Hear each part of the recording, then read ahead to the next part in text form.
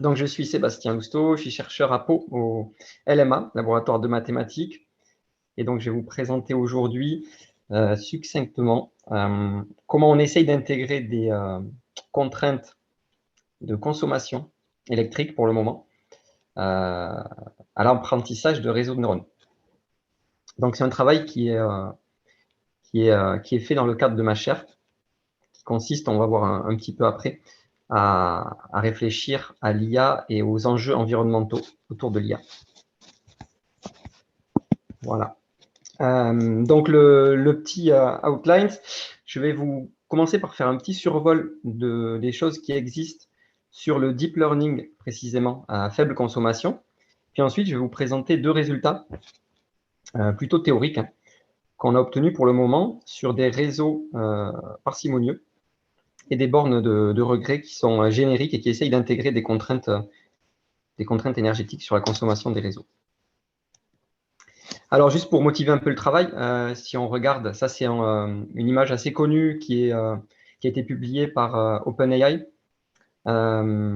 Depuis 10 ans, ce qui se passe, la tendance générale, c'est quand même avoir en apprentissage automatique des réseaux neuronaux de plus en plus lourds en termes de paramètres et donc en termes de calcul. Et donc là, vous avez l'évolution ces 10 dernières années avec plus ou moins une multiplication par 2 tous les 3 ou 4 mois de la taille des réseaux.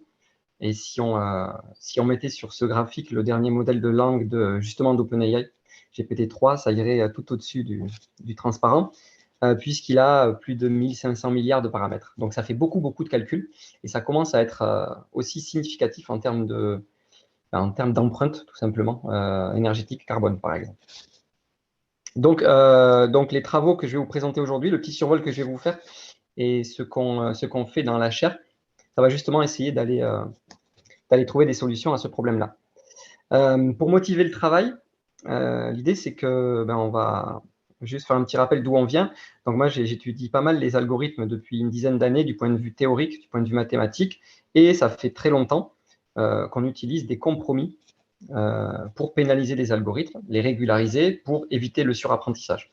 Et donc, on se dit, pourquoi ne pas utiliser ces techniques ou essayer de les améliorer pour pénaliser, cette fois-ci, la complexité en termes de consommation. Donc ça, c'est la motivation un peu d'ordre général de cette partie-là des travaux. Souvent aussi, ça c'est très pratique, mais c'est ce qu'on observe dans la réalité, des solutions simples font très bien le job. Donc pourquoi utiliser des choses coûteuses? Ensuite, pourquoi on étudie le deep learning? Le deep learning aujourd'hui, à la fois, c'est très populaire, mais à la fois, c'est aussi très puissant, c'est-à-dire que ça résout beaucoup de tâches supervisées en machine learning, avec des réseaux et des architectures qui sont très proches. Donc, c'est intéressant de les étudier de manière théorique. Et puis, ça, c'est la motivation générale de la chaire, essentiellement le réchauffement climatique.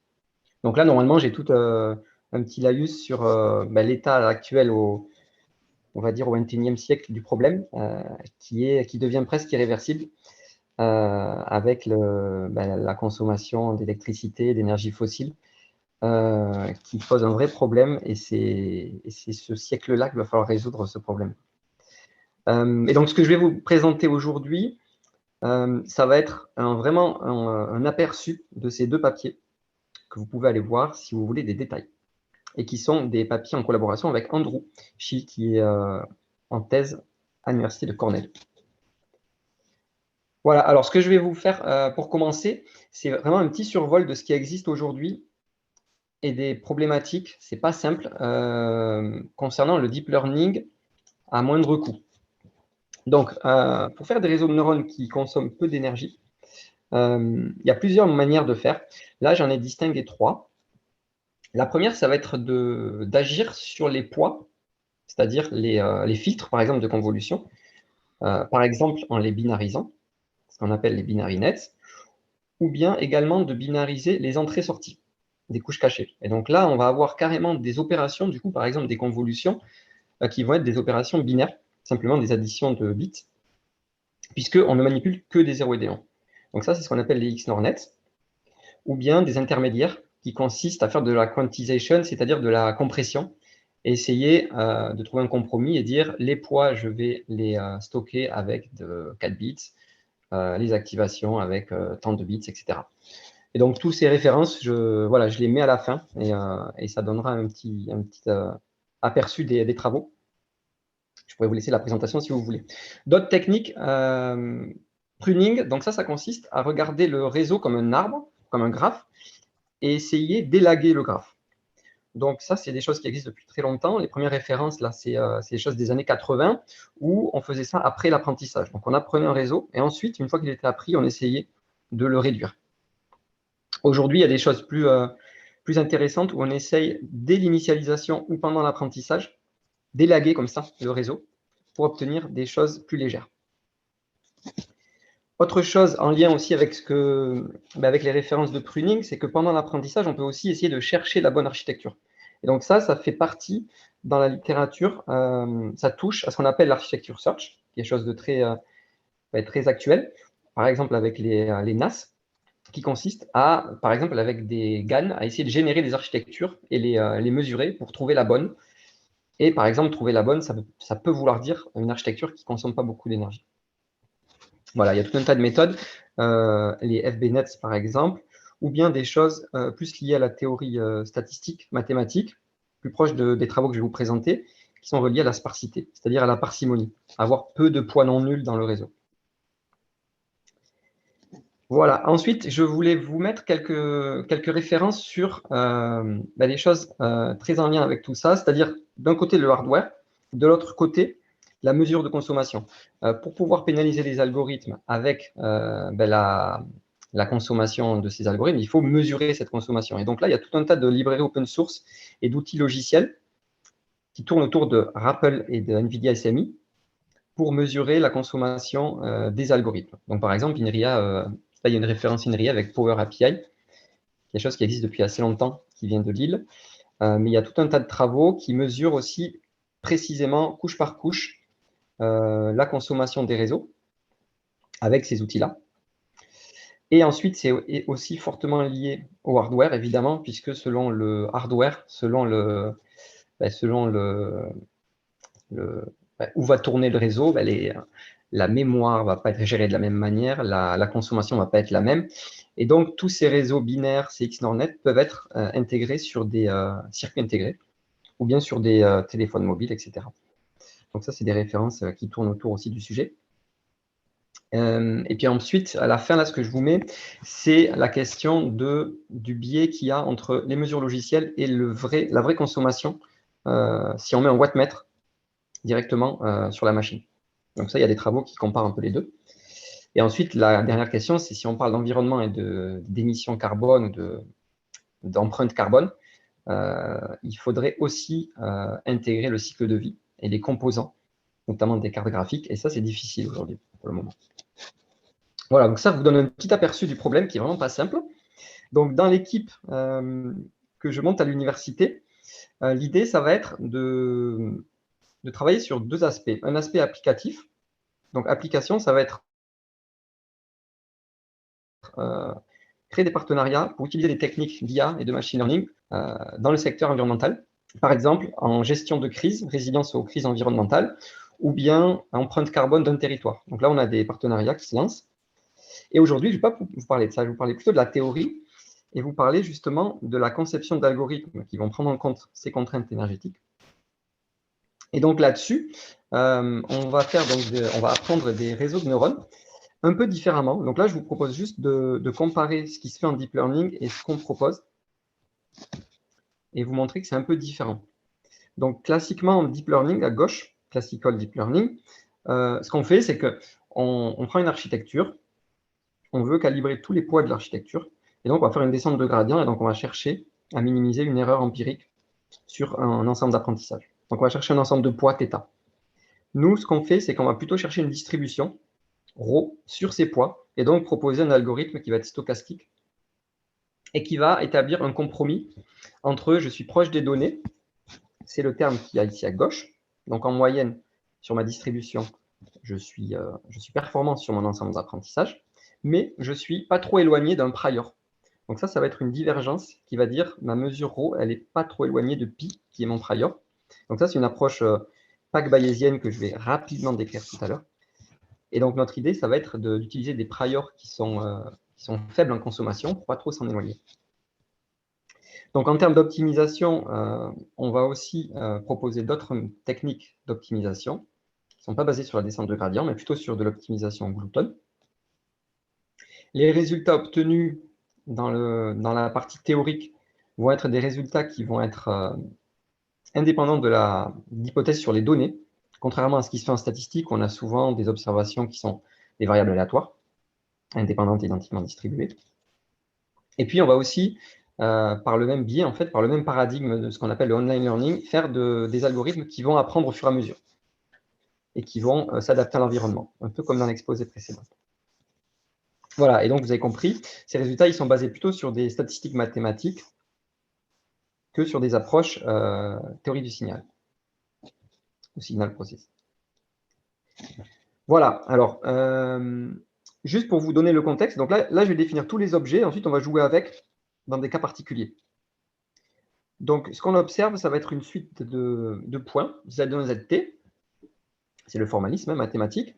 Donc ça va être nos observations. Donc ça peut être des couples entrée-sortie, si on est en apprentissage supervisé, ou bien ça peut être simplement des descripteurs, si on est en apprentissage non supervisé.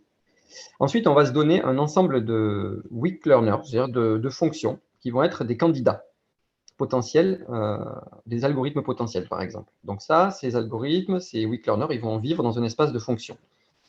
Ensuite, on va avoir une fonction de perte qui va mesurer notre erreur d'un weak learner sur un point d'observation, par exemple, une perte moindre carré pour une régression linéaire. Et puis, ce qu'on va chercher à faire, c'est, je vous ai dit tout à l'heure, on va chercher une suite de distribution, du coup, sur notre ensemble de weak learners, par exemple les poids d'un réseau de neurones, qui vont minimiser ce qu'on appelle une notion de regret. C'est-à-dire qu'on va essayer d'avoir la performance de notre algorithme qui est ici à gauche, donc la somme des erreurs au cours du temps, erreur moyenne parce qu'on prend une distribution, qui va être le plus proche possible de la meilleure décision possible. Et la meilleure décision possible, je vous l'ai dit tout à l'heure, ça va être une décision qui va réaliser un compromis entre attache aux données et pénalisation, c'est-à-dire complexité. Et tout va se jouer dans cette complexité. On va essayer, avec les travaux que je vous présente, d'introduire des critères environnementaux dans les pénalités, et donc dans la notion de complexité. Voilà. Donc, deux exemples. Je vais simplement, du coup, instancier les objets que j'ai décrits. Le premier exemple, c'est dans un cadre de classification d'images. Et on va prendre un réseau qui est un XNORNet. Donc, je vais vous décrire ce que c'est rapidement. Donc, le problème, c'est un problème supervisé. Donc, nos observations, ce sont des couples XY. X, c'est ici une image, par exemple, et Y, c'est sa classe. Voilà, vous prenez CIFAR10, vous prenez ImageNet, vous avez des X et des Y. Notre ensemble de décisions, ça va être un réseau de neurones, GW, et ce W, ça va être l'ensemble des poids du réseau. Et ces poids, ils vont être binarisés par un réseau XNORNet. Toutes les références sont dans la suite des transparents. Donc l'idée d'un XNORNet, ça va être de binariser à la fois les poids, par exemple des filtres de convolution, et également les entrées-sorties. Donc là, je vous ai décrit, parce que ça montre un peu les paramètres qui rentrent en jeu, une couche binaire d'un XNORNet. Donc xk-1, c'est la sortie de la couche k-1. Vous allez faire une batch normalisation, vous allez prendre le signe de cette chose-là, et ensuite vous allez faire votre convolution binaire. Donc ici, tout est binaire. Les poids WK bin sont binaires. Les signes de la batch normalisation sont binaires. Donc ça, c'est des opérations très peu coûteuses. Et ensuite, pour éviter des erreurs d'approximation trop importantes dans la binarisation, depuis quelques années, il y a des gens qui s'intéressent à améliorer ces approximations en utilisant des paramètres réels, des scalaires. Donc ça, c'est ce qui est utilisé dans XNORNet. Donc, le problème, c'est qu'on a la plupart des opérations qui sont binaires, mais on a quand même une multiplication ici, élément par élément, par un tenseur qui est réel. Donc, vous avez quelques poids qui sont réels. Et donc, notre idée et notre contribution sur ce sujet-là, ça va être d'essayer de prendre un XNORNet et d'apprendre ces poids continus, là, réels, de manière à en avoir le moins possible qui soit non nul, pour avoir quelque chose qui est plus léger, en utilisant la sparsité, la parcimonie. Voilà, et donc notre erreur, notre fonction de perte, ça va être la croissance entropie. Voilà, donc ça c'est le cadre d'étude. Donc on a des résultats qui ont cette tête-là. Donc l'idée de ces résultats, ça va être de garantir de manière théorique, mathématique, qu'il existe bien une séquence de distribution, je vais vous montrer l'algorithme, comment il est construit dans le slide suivant, qui réalise cette inégalité. Donc l'erreur cumulée de l'instant t égale 1 à grand T de notre suite de distribution, elle est contrôlée par ce compromis, plus un terme résiduel qui est justement ce qu'on appelle le regret. Et donc cette borne, elle garantit que l'algorithme fait aussi bien à delta t près que le meilleur poids W d'un X NOR net qui réalise le compromis entre je suis proche des données et j'ai une pénalité pas trop grosse. Et qu'est-ce que c'est la pénalité ici? Ça qui est intéressant, c'est qu'en utilisant des résultats de statistiques mathématiques en grande dimension, on peut avoir des pénalités qui sont de l'ordre du nombre de coefficients non nuls dans les poids continus. Donc ce qu'on est en train de dire, c'est qu'on fait aussi bien que le réseau XNOR-net le plus efficace en termes de nombre de poids non nuls. Et donc ça permet d'avoir des XNOR-net qui sont plus légers sur les parties continues.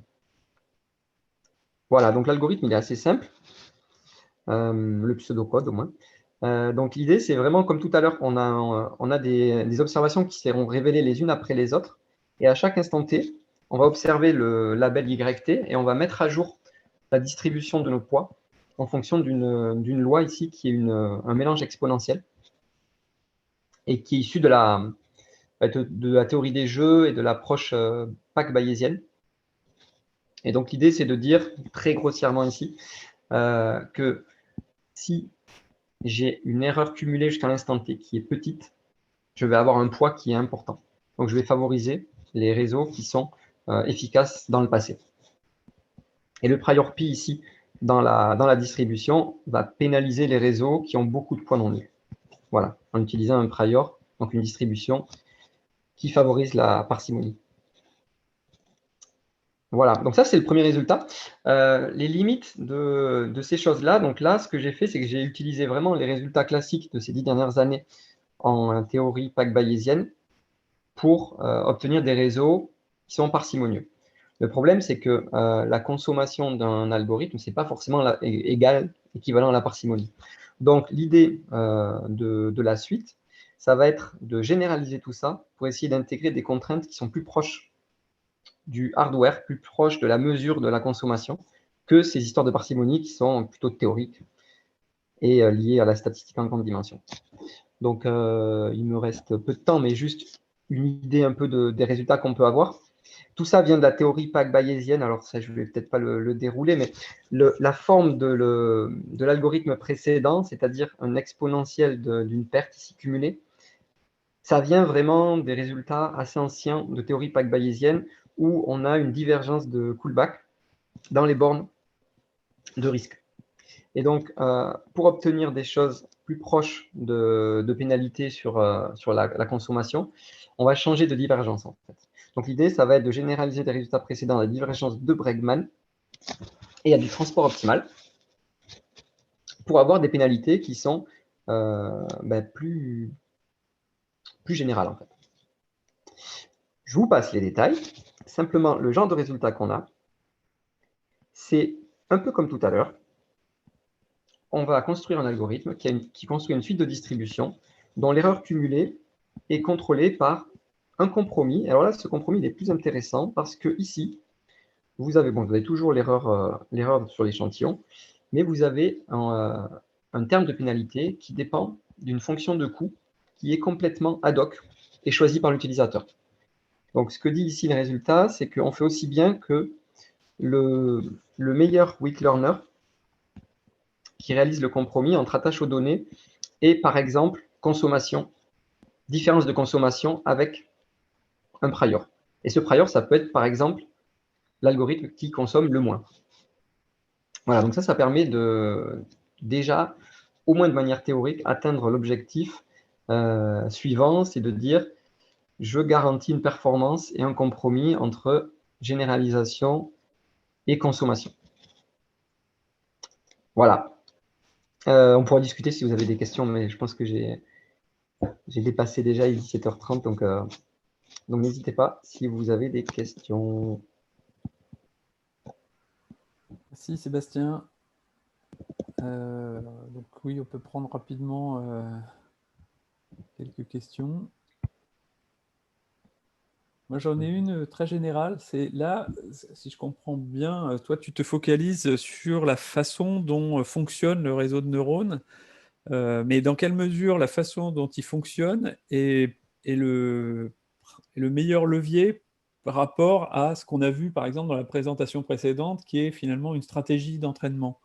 Parce que tu vois, tu peux vouloir réduire le coût d'un entraînement ou d'une utilisation du réseau, c'est une chose. Après, parce qu'on a quand même beaucoup parlé ces derniers temps, il y a des calculs qui ont été faits sur combien ça coûte, entre guillemets, d'entraîner un réseau à faire tel ou tel truc.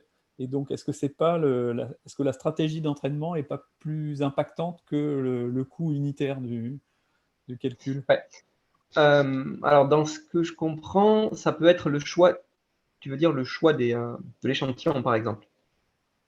Parce que en Oui, enfin, par apprentissage, exemple, par exemple, être capable de faire des méthodes qui apprennent sur des jeux de données plus petits, par exemple, voilà. ou des choses comme ça. Ou...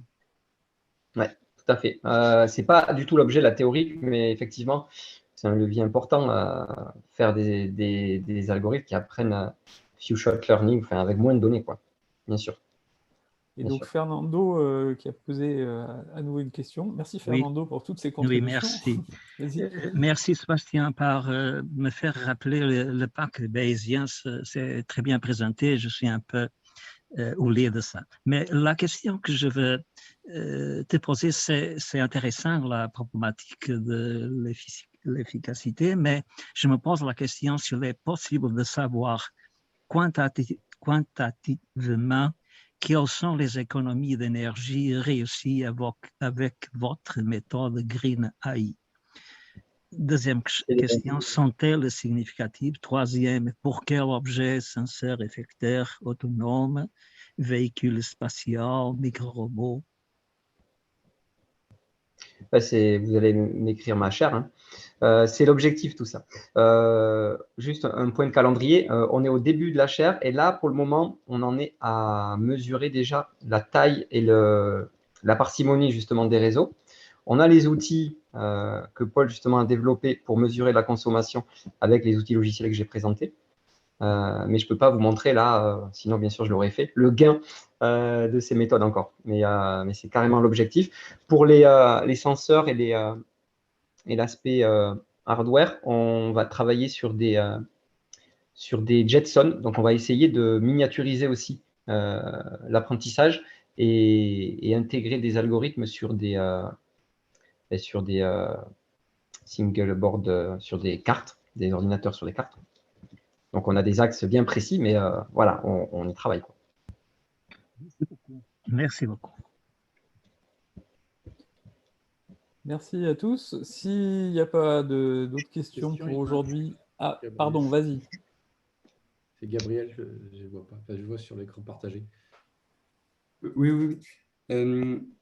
Juste, comme on rajoute une contrainte qu'on veut baisser la consommation, à quel point est-ce que c'est plus difficile du coup d'entraîner avec ce but? Par exemple, si on avait un cas d'optimisation convexe, en prenant en compte du coup la consommation, ça devient sûrement plus difficile à entraîner.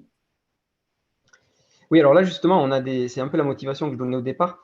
Ça fait assez longtemps qu'on pénalise des algorithmes avec des mesures de complexité. Donc, on espère que justement, on puisse utiliser ce qui existe déjà en régularisation pour avoir des problèmes faisables.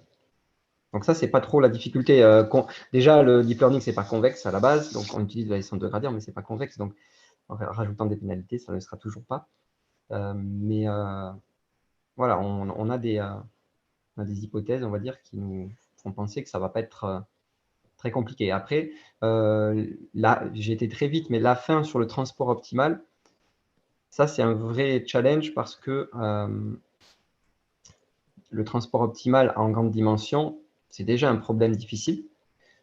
Donc, imaginez qu'on va pouvoir utiliser le transport optimal sur un ensemble sur une très grosse architecture. Ça va peut-être être difficile en termes d'optimisation. Voici, ça répond à la question. J'imagine que l'algorithme de Sinkhorn sur une carte graphique, ça doit plutôt bien marcher. Je ne connais pas très bien. Oui, mais c'est un algorithme en soi qui déjà consomme beaucoup. Et nous, c'est juste notre pénalité. Donc, il va falloir... ouais, tout à fait.